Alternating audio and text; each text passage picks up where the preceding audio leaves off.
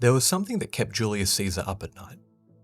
This something was not a thing he experienced personally. In fact, he wasn't even alive when it happened.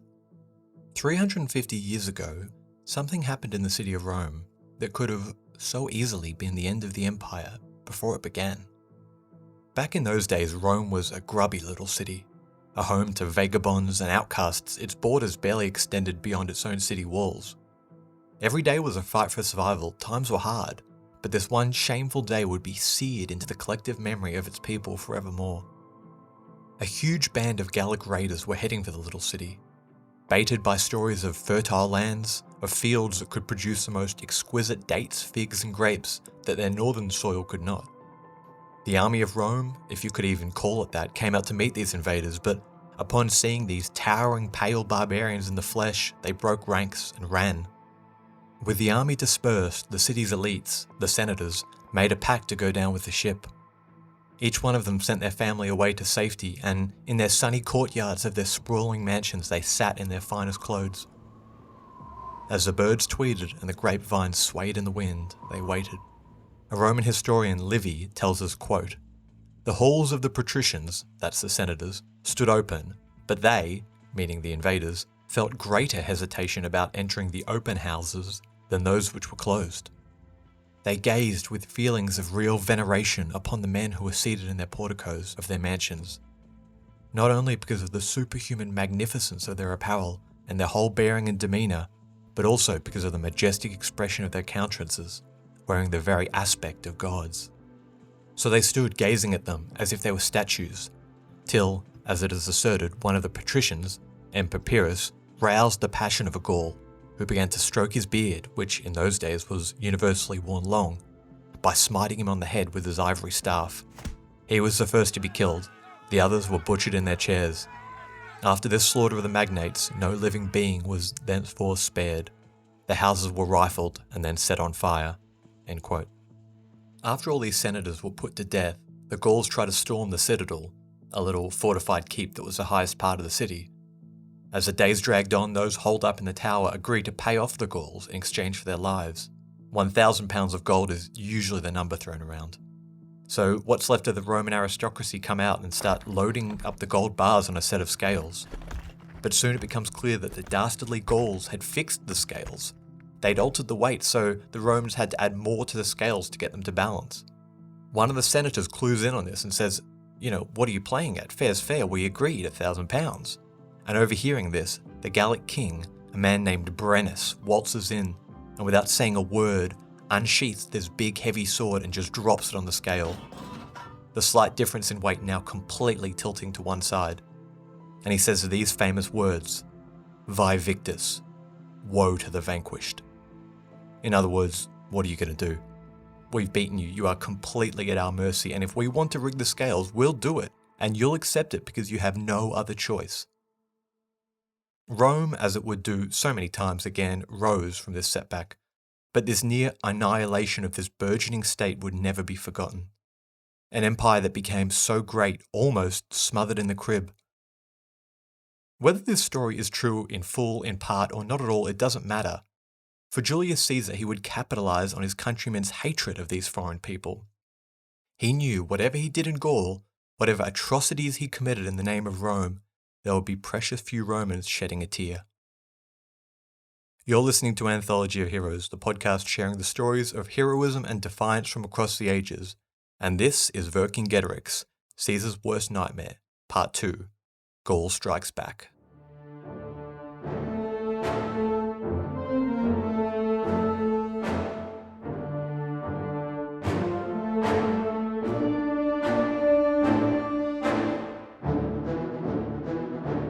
Welcome back to the show. In part 1, we covered the background of Caesar's life and his appointment as governor of Gaul.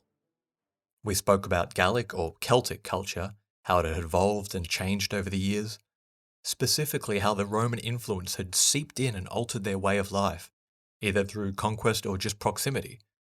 Caesar's thorough and, pretty brutal subjugation of the Helvetian tribe had cleared his mounting debts that were piling up and brought the fame he craved back in Rome. So, what was he still doing there? I mean, that was the question the Senate was asking. He'd helped the tribe that had called for his aid, so he should just be heading back soon, right? Roman senators had just as little idea as anyone. Listen to this letter sent from Marcus Rufus to Cicero on the 24th of May, 51 BC. Quote, "As to Caesar, there are frequent and rather ugly reports. At any rate, people keep arriving with mysterious whispers. One says that he has lost his cavalry, which, in my opinion, is without a doubt an invention. Another says that the 7th Legion has had a drubbing, that he himself is besieged among the Bellovaci, that's one of the Gallic tribes, and cut off from his main army. But neither is there anything known for certain as of yet, nor are even these uncertain rumours publicly bruited abroad. After all, they are mentioned as open secrets among the small clique in which you are acquainted, but Domitius, with his finger on his lips, hints at them." End quote. Man, gossip never changes, does it? Replace Caesar with Kanye West and that could be written this year. But the people of Rome weren't the only ones concerned about Caesar's intentions. Far away in their moss-covered groves underneath the branches of ancient oak trees, druids held councils with their tribes. From the shores of the North Sea to the forest of the Swiss Alps, all whispers were the same. In hushed tones they spoke about this brazen foreigner who was encroaching on their lands, his boldness only growing by the day. All recognised the Rome that they had once kicked around for easy plunder was long gone. Now they had to decide what could be done about this emergent power in their backyard. One of those tribes was the Arverni, inhabiting the area around Clermont-Ferrand in southern France. These guys were big players in the Gallic world. Ancient and powerful, their government was a type of republic, made up of the wealthiest members, kind of like an oligarchy actually. Somewhere near the modern French village of Gergovia, the council met. Grey-bearded druids acted as facilitators, while the chieftains of all the Arverni clans waited for their turn to speak.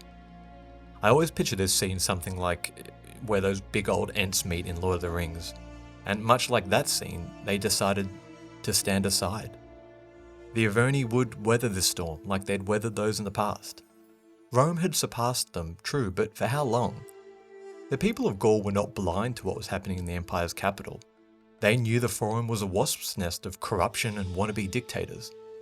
They also knew Rome's borders had expanded at breakneck speeds over the last decades. This growth was not sustainable.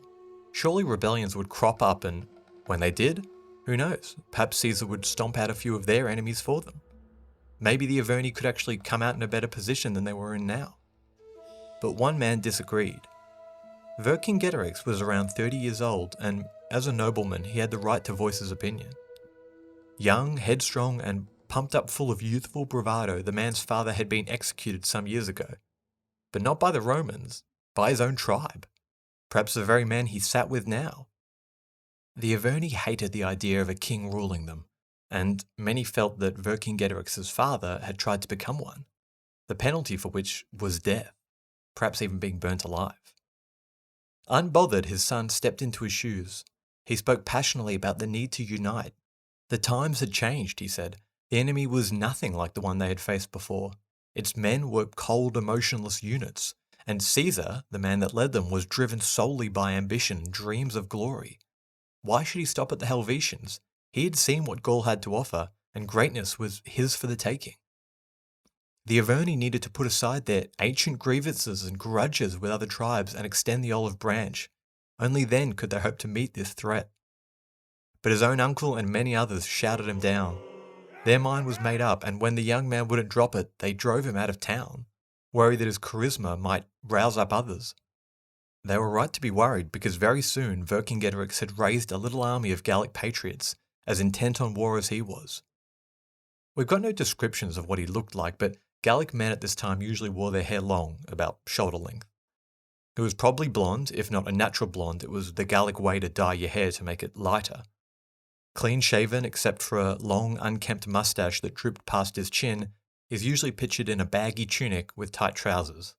Perhaps like many other Gallic men, he wore a thick golden bangle around his neck and arm.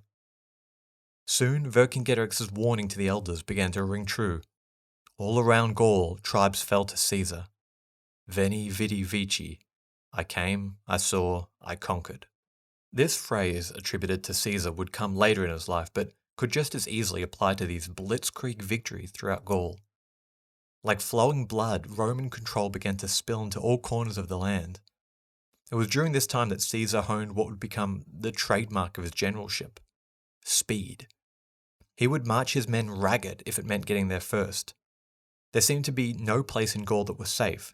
Remember, we're talking about a place the size of Texas, and this general, along with his 10 legions, just seemed to pop up at a moment's notice.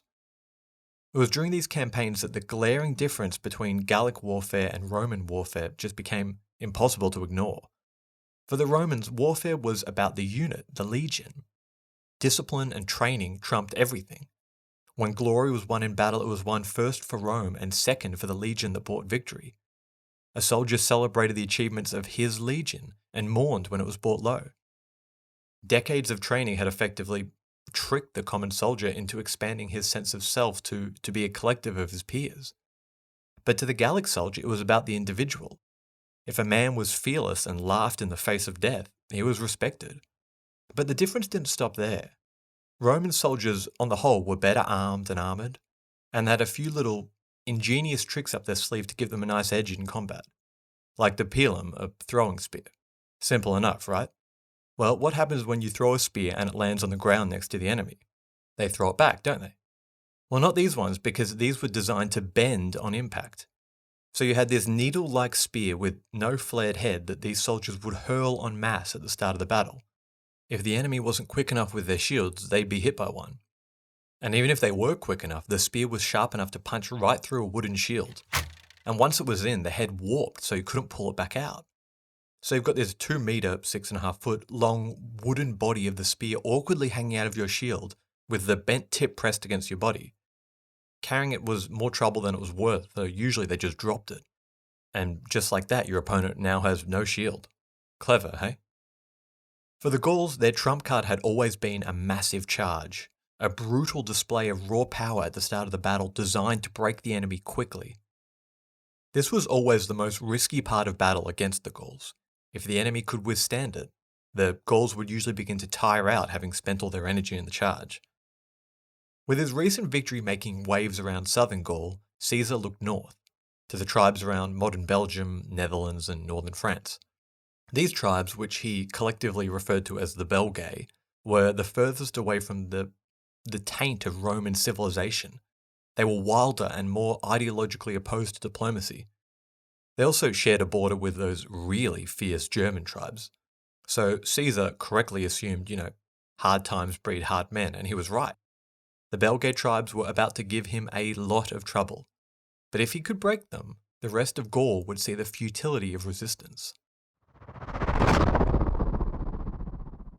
Most of the trouble began when Caesar decided to spend winter with the Belgae.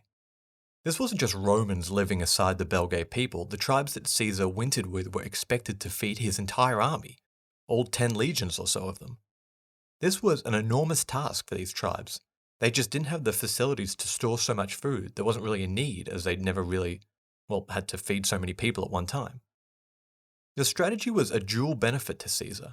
Their presence of the legions would hopefully be a deterrent to anyone stupid enough to rise up, and it would also plant the seed in these people's mind that Rome was here to stay, softening them up for future conquest, right? At this point, Caesar is kind of spinning this narrative in his letters to the Senate. He's telling them now that he's really saving Gaul. Helvetii, the Gallic-inspired metal band we quoted in part 1, speak of this moment again in their song Thousandfold, quote, "The crucial weapon's not the pilum, but the feather held in your hand. Penned in blood, your tall tales rule the forum, altering it into the battlefield." End quote. The poor, oppressed people of Gaul are at risk of being overrun by these fearsome Germans from across the border. It's my duty as a Roman to protect them, right? Well, that wasn't how the tribes saw it. Many were willing to tolerate Caesar marching around and stamping down Roman authority, but when he started taking food out of their mouths, that was it. With the support of a couple of German tribes, they murder a group of Caesar's officers one night, and this begins the first real coordinated rebellion, where multiple tribes are coming together. Caesar could just stamp this out the way he stamped out other rebellions, right? Well, no, because these people were from coastal tribes. Unlike the Gauls from the interior, they knew how to swim and they were expert sailors. Millennia of making a living in the rough seas of the English Channel had made them expert boat builders too. The most defensible part of any Gallic settlement was the hill fort, essentially stone, earth, or wooden fortifications built on the tallest hill they could find. Caesar besieged these fortresses and they eventually surrendered, but he was frustrated time and time again. These tribes would just escape onto their boats into the English Channel. They'd wait Caesar out, return when he'd left, and start again. In a show of just how dedicated he was to this conquest, Caesar ordered his legionnaires to start building him a little navy. As you do. Romans were decent shipbuilders too. I mean, you can't conquer the Mediterranean Sea without knowing how to build a good boat, can you? But the waters of the Mediterranean were calm and predictable. The English Channel was choppy and wild.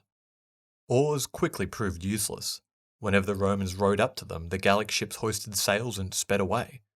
Eventually, Caesar puts a trusted lieutenant in command of the navy, and he MacGyvers up this nifty hook that he could either use to pull down the Gallic sails or just pull them in closer. And fun fact, the guy that came up with that? Marcus Junius Brutus. Yep, as in Caesar's most famous assassin, Brutus. This proves to be the death knell of the tribe. Once the legionnaires could catch them, they really had no chance. And eager to make another example of what happens when you mess with Rome, Caesar had all the tribal elders killed, and virtually all of its people sold into slavery. Right, so I know we're glancing over the staggering defeats fairly quickly, but this was not the norm. Caesar was effectively bouncing around Europe, stomping down these tribes within a few weeks before moving on to the next one. To give you some perspective on time, at this point it's been under 2 years since the Helvetian migration began. Think of how much has changed and how much Gaul has been shaken up in such a short time. And he just doesn't stop. I won't go into the subjugation of each of these tribes, but I mean, Caesar is everywhere. With his new navy, he crosses into Britain, not once, but twice, really just to prove that he could to the Senate. Over there, he struggles, more than he'd care to admit, against the fabled British chariots. Chariots. I mean, this is some ancient military tech. They were all the rage about 1,000 years ago, but Rome, even in her earliest days, never really used them on the battlefield. It would be like if you asked your friend, hey, can I use your phone? And he goes, no, can do. I only communicate with smoke signals. Sorry. But nevertheless, the legionnaires do struggle with them. You can really sense Caesar's frustration when he says, quote, "First of all, they drive in all directions and hurl missiles. And so, by the mere terror that the teams inspire, and by the noise of the wheels, they generally throw ranks into confusion. When they have worked their way in between the troops of cavalry, they leap down from the chariots and fight on foot. Meanwhile, the charioteers retire gradually from combat, and dispose of the chariots in such a fashion that if the warriors are hard pressed by the host of the enemy, they have a ready means of retirement to their own side." End quote. He eventually does manage to stop these chariots, and the tribes agree to pay a tribute to Rome. We don't really know if they ever did. But that wasn't the point of the expedition. It was to prove to Gaul and the Senate, no lands were too obscure, no mountain too tall, no river too wide. Veni, vidi, vici. I came, I saw, I conquered.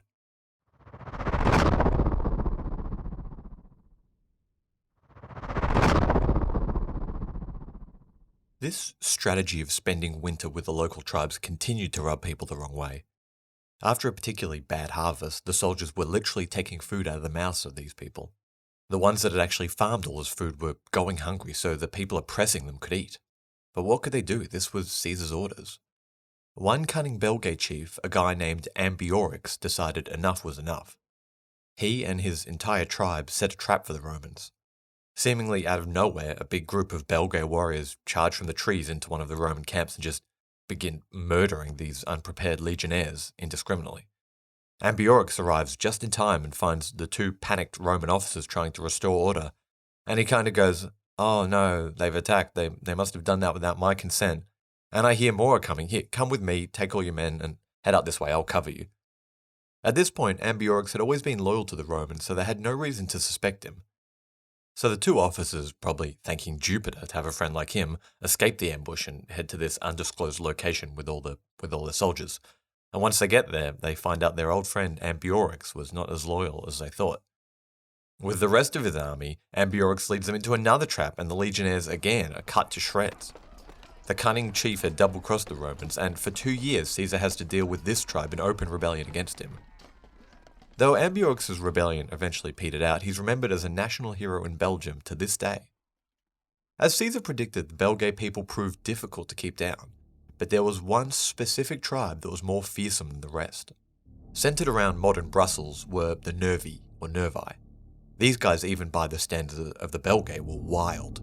Suicidally brave and completely unpredictable, Caesar had been warned by the other tribes against them. Hey, if you think we're tough, you should see the Nervi. As a little fun fact for those of you that watched HBO's series Rome, in a previous rebellion led by the Nervi, 2 centurions are called out for their valor by name. Their names were Lucius Vorenus and Titus Pullo. According to Caesar, just like in the show, the 2 men kind of get at each other about who's more valorous and who's more brave while they're trying to fight this tribe. It ends with Vorenus losing his footing during a fight and Pullo saving his life at the last minute. Both men return to the Roman lines covered with glory. Caesar's words, not mine. Anyway, the Nervi allowed no traders or merchants from the rest of Gaul into their lands. They completely abstained from alcohol, no booze at all, fearing that it would, dull their senses and make them lose their edge in battle. So it goes without saying that they hated Caesar, even going as far to sever relationships with tribes that were friendly to the Romans. And it's with these guys that Caesar almost loses everything. It's such a fantastic story, and even in Caesar's writing, you can just feel the panic. It starts with Caesar marching north, determined to punish this tribe and stomp out any ideas of rebellion other tribes nearby may have had, but he's a little too late. A coalition had already formed. Nervi scouts are watching each of these 6 or so legions snake up towards this ambush point. Each legion had its baggage, food, armor, equipment just behind them. So the order went something like legion, baggage train, legion, baggage train. Many of the recently formed legions were made up of young, inexperienced men who the Nervi were relying on to be skittish and nervous. The plan was to ambush the baggage train of the first legion and cut them off from the rest and go from there. But midway through the march, Caesar commands everyone to stop. And he orders all baggage be moved to the back, so now it was all the legions in the front and the entire baggage train behind them.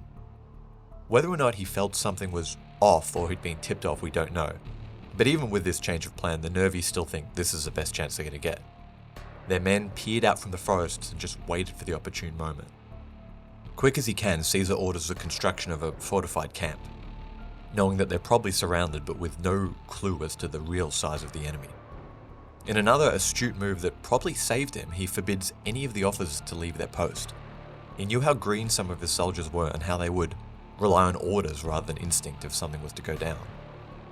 As the first baggage train arrives at the semi-constructed camp, the valley just explodes. From all around, the trees just bleed people and the warriors of the Nervi charge down in droves. In a rare moment, Caesar is caught completely off guard. He bellows at his men to form up and, blowing the horn to muster, orders that everyone out chopping would drop everything and return immediately. The camp is in utter chaos. Men are scrambling down from these half-built structures and just grabbing whatever weapon was nearby. Many of the men didn't even have a chance to put a helmet on, and some were still bearing shields covered in their leather traveling bag. So running up and down the line, Caesar is just putting out fires left and right. As men scramble out of their quarters, he just throws them into these gaping holes in the line. As more and more Roman soldiers arrive, Gallic soldiers from the other tribes begin to buckle under the pressure, but the Nervi soldiers don't give an inch. With every gap that Caesar plugs, the Nervi chieftain doubles down with everything he's got on another spot. This was the fearsome Gallic charge we talked about, by far the most dangerous point in any battle with the Gauls. As the men carrying the baggage begin to arrive at this scene of complete chaos, they start panicking and run. They're now just arriving at this camp in a scene that it looks like it's all over for the Romans, so they take off. And you know what they say, fear rules the battlefield. Some of the soldiers see these guys running and think, forget this, and they bolt too. So pushing himself through this crowd of fleeing recruits, Caesar reaches the front lines and sees this absolutely threadbare group of men. Every centurion was gone, dead, or missing. The battle standard lost, nowhere to be seen. The leader of the cohort is covered with so many wounds, bleeding so badly he was struggling to hold himself up. Knowing a breakthrough was close, the Nervi chief directs everything he's got at this gap. And Caesar, knowing this was it, just grabs a shield off the ground and shoulders himself in next to the men holding the line. He yells to his soldiers to extend their stance so they'd have enough room to stab with their swords. As the men break off and begin to flee, he calls them out by name, and these men, faced with the shame of letting their generals stand in the front lines instead of them, turn back. They pick up their weapons and they form up beside him. As the allies of the Nervi begin to peel off, this frees up some of the other legions, who can see just how close Caesar's line is to completely buckling, and just in the nick of time they arrive and stabilize it. The battle soon begins to turn, but the nervy soldiers had already decided that today was it for them. The Roman army begins to encircle them, but they show no signs of giving in. Standing on the corpses of their own dead comrades, they keep fighting until the very end. As their shields begin to be little more than pincushions against the Roman pilums, they drop them. And standing atop this mound of bodies, they still refuse to give in, and a few actually manage to catch the spears in mid-air and hurl them back at the Romans.